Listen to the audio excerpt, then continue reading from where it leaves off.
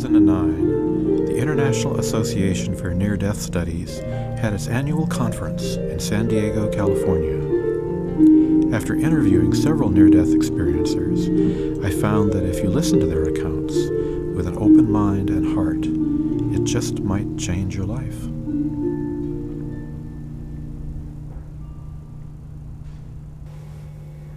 Hello, I'm Beverly Brodsky, and I'm at the San Diego IANDS convention in 2009. And I had a near-death experience when I was 20 years old as a result of a motorcycle accident in which I was thrown onto the highway near Sunset Boulevard in Los Angeles. And I suffered a fractured skull and numerous broken bones in my head. And I was in the UCLA hospital for 2 weeks in a semi-comatose state. And when the 2 weeks was over, the doctors sent me back to this place where I was temporarily staying. I had just moved from Philadelphia, moved across the country with no contacts, no friends, no prospects. I was just, looking for myself, and I found what I was looking for in a most unusual way, in that the doctor sent me home with no medication for the pain, and they said, "We don't usually see injuries like this except on the battlefield," because, the skin had been ripped off the right side of my face, and I had to wrap this salt soap bandage around my adhesions, and first of all, I was in such pain. I hate to even think of it even now. And also I felt that no man would ever love me, that I would be maimed. And I didn't understand why people put up with suffering. I had no philosophical basis for suffering. I've been raised an agnostic/atheist, modern Jewish conservative denomination. And I was always told, when you're dead, you're dead. And I thought the purpose of life was to have fun and for pleasure, especially then when I was 20. And I was just unable to face this whole thing now that I was conscious. And so I threw myself down on the bed where I was temporarily staying, and becoming an agnostic in the foxhole, so to speak, I said, from the depth of my being, I said this prayer, and I said, "God, if you're out there, you can have me now, because I'm finished. There was nothing for me to live for." And I just threw myself down on the bed, and with that prayer, what amazed me is that I lifted right out of my body, and I was still aware. I was me, and yet I was not that body, and all the pain was gone. All the pain was gone, and I had this perfect, like ethereal body that didn't have an injured, smashed up head, and I felt that in some ways I was shocked, because it was so much against what I had, always believed and expected to happen, and yet there was this angel on the ceiling, and I have to admit that I played hooky from Hebrew school, and I didn't know anything about my religion because I stopped reading from the Bible in 3rd grade, so I didn't know that there were Jewish traditions about angels, and I thought that angels were something on top of a Christmas tree. So when I saw the angel, I was surprised, and I was looking at him like, are you in the right place? But he, and I felt this was the male presence, and he shined from within. He was like white and in robes, and he also had this perfect ethereal body. And he took my hand, such as it was, and I was at peace. It was like I knew him, or I didn't have any questions at that point. And we went flying out the window. And I was staying in Venice Beach, and flying out the window meant going to the Pacific Ocean, which was one of my favorite things.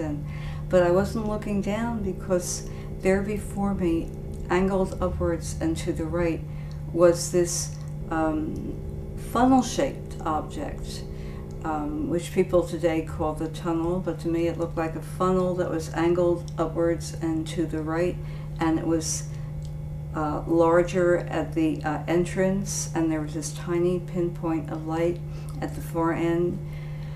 And we flew into this funnel, and it was like a portal to another dimension. And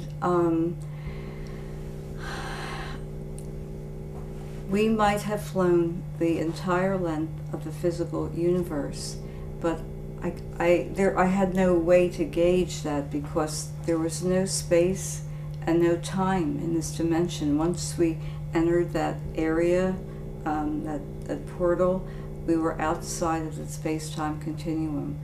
And it's really hard to find words for this, but so I'm going to use some metaphors. But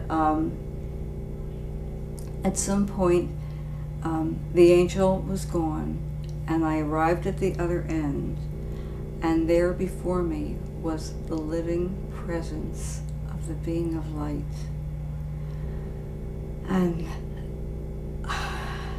this being was all-knowing.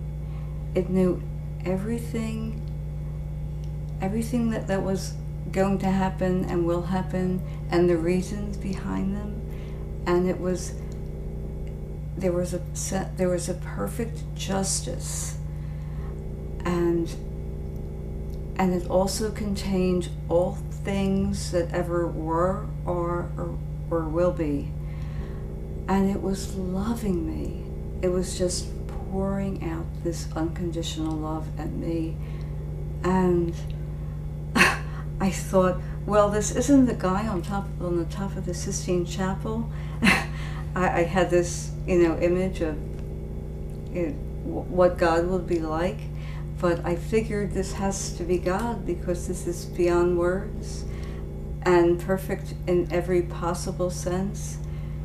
And it just also didn't make sense to me, because the world that I had left behind, we were at war in Vietnam, and I was very angry about the war, and about all the suffering that goes on this planet, and the Holocaust, which I had learned about, and we were learning more at the point in 1970. We were learning how horrible it had been. And so what happened was, in a sense, the love kept coming to me, but I just couldn't receive it at that time. And I got to ask all my big whys. I got to ask all of the things that I had ever wondered about. And those were the top three things that struck me, that I had spent a lot of time thinking about, and in my justification for not believing in God. And what happened is, all of my thoughts just went out telepathically, and the answers, the perfect answers, came back. It wasn't the way like we talk. It was like the entire answer and all of its ramifications instantly came into my head, and the only thing I remember, I don't remember the details, this was specifics of the answers, but I knew that I had known these things before, and I thought, oh, of course, how could I ever have forgotten? And so what happened is, after a while, I ran out of questions, because I got it. I got the whole picture, the perfect knowledge that is present in the mind of God or everywhere, and I understood it. And I no longer had a body, but using another metaphor, it was like I was like a child being cradled by a loving parent, and the being of light and I took off at the speed of thought, which is not limited by light speed and all of that, because what happened is we went around the universe, what appeared to be a universe like this one, except that there was no darkness in it. So we went from star to star, and it was from radiance to radiance, and there were no spaces in between. Maybe because of the means of propulsion, you know, the perfect. And it was like when someone wants to show you their family and they take out the pictures of their children and their grandchildren. Well, these were the galaxies and the supernovas and the comets and all of these magnificent celestial objects. And the other thing I forgot to say is that the feeling that I had was that I was home. And this is where I came from. And that part of this remembering that I had in my NDE was that I had come back to where I came from. So we went on this tour, and everything was just radiant and alive. There's no dead matter. Every star, every light that we see in the sky, it is a being, is alive. And then we went to this sun that seemed to be, at first, it seemed to be in the center of all things, this whole spiritual universe. And it also seemed to have been newly formed, like it was just formed in that moment. And we went into another portal that was like at the center of the sun.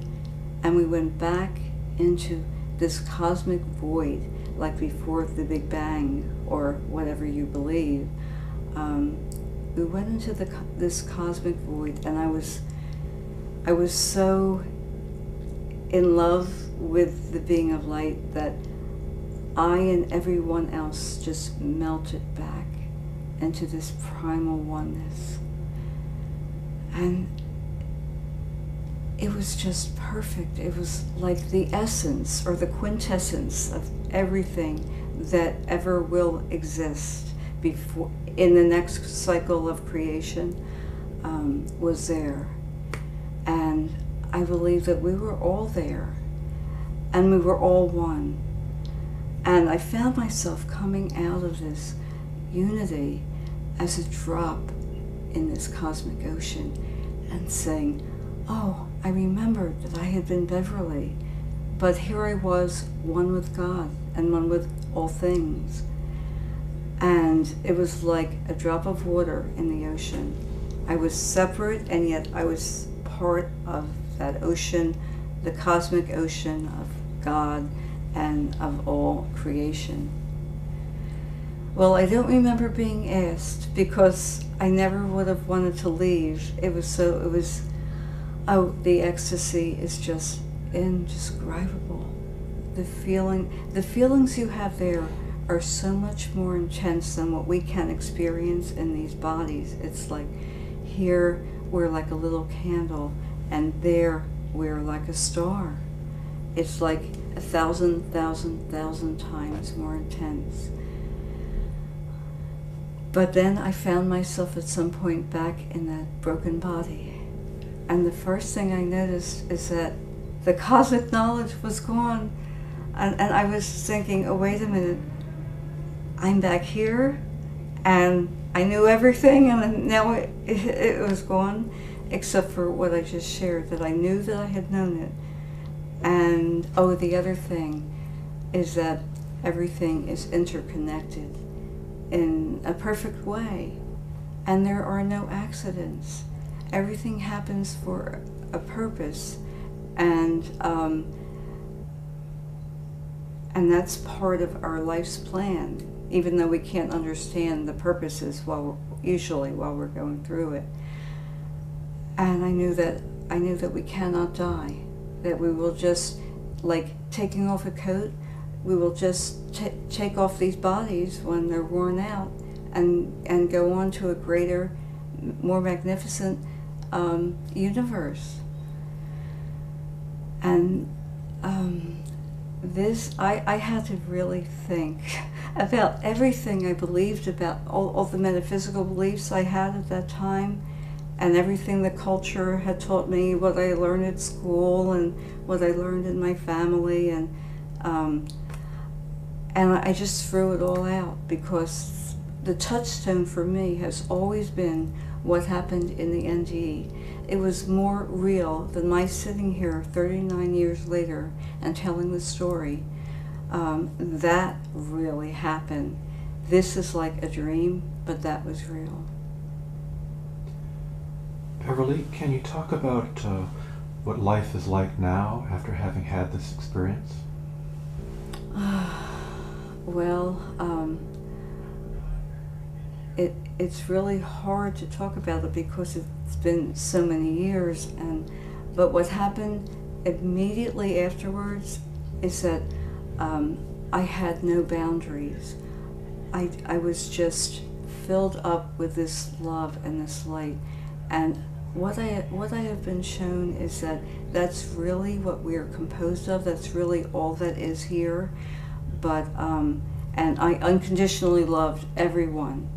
I would just look at someone and I would see the goodness inside of them, and I got really hurt doing that. Not having defenses, not having healthy boundaries, and in a way, I think I still am very empathic, and I have to be careful because I tend to take on other people's issues, and I've had a lot of psychic experiences, and like knowing, before the phone rings, who it is, and what if something bad happens. I know that something bad has happened to them, especially with people in my family and people that I care about. And I went to college after that experience, and it was really like a tremendous shutting down of my gifts and my knowingness. And what is life now? I'm now a minister in Science of Mind, which is a church that's very metaphysical and really non-denominational, because it feels more comfortable to me, because it just mirrors. It's not even my beliefs, but what I was shown to be true. Do you feel you have a mission in life now? Yes, I have a couple of missions, and I have to straighten out which one to focus on, because my health is pretty fragile. I had a stroke 2 years ago, and I've always wanted to write a book, and that's something that I'm skilled at, communications and writing. But I've been involved with running these groups and doing doing things for the larger spiritual community, and I haven't been able to figure out which one is. I just go with the guidance I get at the time and what feels right to me. And my writing I put on the shelf, which I'd like to see a book on that shelf one of these days. Okay, Beverly, thank you so much for telling us your story. You're welcome.